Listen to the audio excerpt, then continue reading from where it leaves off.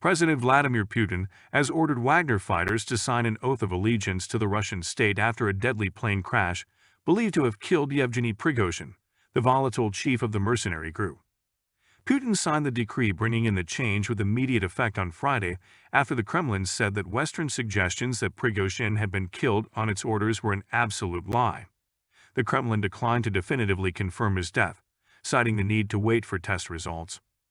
Russia's aviation authority has said that Prigozhin was on board a private jet which crashed on Wednesday evening northwest of Moscow, with no survivors exactly 2 months after he led a failed mutiny against army chiefs. President Vladimir Putin sent his condolences to the families of those killed in the crash on Thursday and spoke of Prigozhin in the past tense. He cited preliminary information as indicating that Prigozhin and his top Wagner associates had all been killed and, while praising Prigozhin, said he had also made some serious mistakes.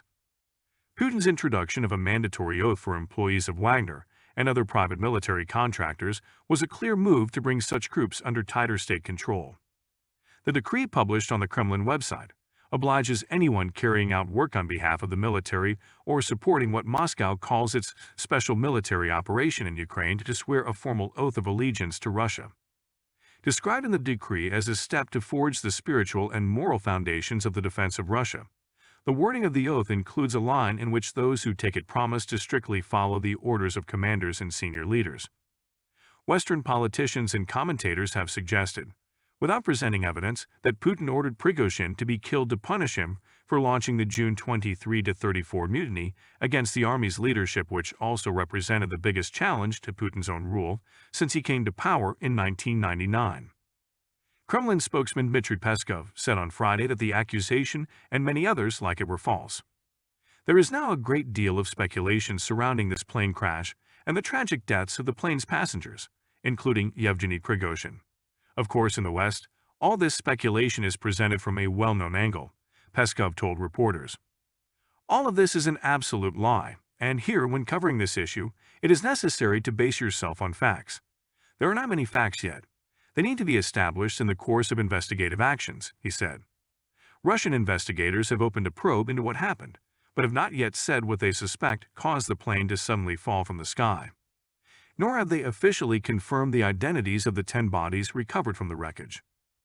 Asked if the Kremlin had received official confirmation of Prigozhin's death, Peskov said on Friday, "If you listen carefully to the Russian president's statement, he said that all the necessary tests, including genetic tests, will now be carried out. The official results, as soon as they are ready to be published, will be published."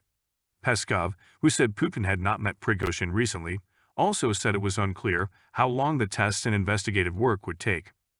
It was therefore impossible to start talking about whether Putin would attend Prigozhin's funeral, Peskov said in answer to a question on the subject. "There are no dates for the funeral yet. It is impossible to talk about it at all.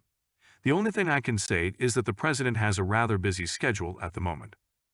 Nigel Davies, a former British ambassador to Belarus who is now a senior fellow at the International Institute for Strategic Studies, said the funeral would be significant. "If Putin wishes to emphasize that Prigozhin died as a traitor, he will ignore it," said Davies. While Prigozhin's supporters may use it as an opportunity to eulogize him and his critique of the Kremlin's conduct of the war, and could strengthen the hostility of a core of Wagner loyalists towards the Kremlin, he said. British military intelligence said on Friday there was not yet definitive proof that Prigozhin had been on board, but that it was highly likely he was dead. The Pentagon has said its own initial assessment is that Prigozhin was killed. Russia's Demise news outlet, which has good sources among law enforcement agencies, has reported that investigators are focusing on a theory that 1 or 2 bombs may have been planted on board the plane. Asked about the future of the Wagner Group, which has a series of lucrative contracts across Africa and a contingent in Belarus training the army there but now appears leaderless, Kremlin spokesman Peskov was concise. "I can't tell you anything now. I don't know," he said.